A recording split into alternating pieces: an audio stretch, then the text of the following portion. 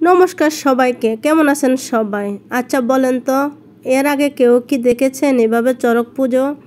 আসলে বিয়ের আগে আমি অনেক শুনেছি যে না, বিভিন্ন জায়গায় চড়ক পূজা হয়।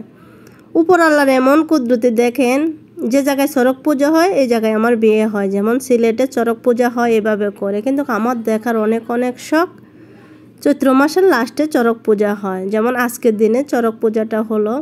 তাই গিয়েছিলাম, প্রচুর পরিমাণে মানুষ ছিল, আর এত মানুষ ছিল, আর এত সাউন্ড আর এত শব্দ, তাই সাউন্ডটা রাখতে পারলাম না, শব্দটা রাখতে পারলাম না।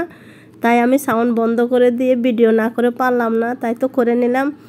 আসলে এত সুন্দর লাগতেছে, আর তাদের ভিতরে যে এত প্রতিভা, আসলে না দেখলে বুঝবেনই না। যখন আপনি নিজের সজমিনে দেখবেন তখন আপনার নিজের কাছেও ভালো লাগবে। এখনও বলতেছি, যারা আপনারা এখনও এই চড়ক পুজো দেখেন নাই, অবশ্যই একবার হলো দেখবেন, ভালো লাগবে।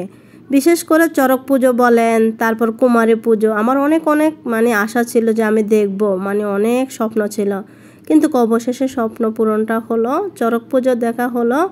কিন্তু কুমারী পুজোটা দেখা হয় নাই। কী কারণে হয় নাই? কুমারী পূজা দেখতে গেলে আগের দিন সিরিয়াল নিতে হয়, মানে অতিরিক্ত পরিমাণে মানুষ থাকে, এত মানুষ ঠেলাঠেলি করে কুমারী পূজাটা দেখা হয় না। আসলে এই হইল একটা ঐতিহ্যবাহী পুজো, যেটা মিস করা যায় না, প্রত্যেকটা বছর হয়। কিন্তু একটা জিনিস কি, তাদের প্রতিভাটা আসলে অসাধারণ ছিল।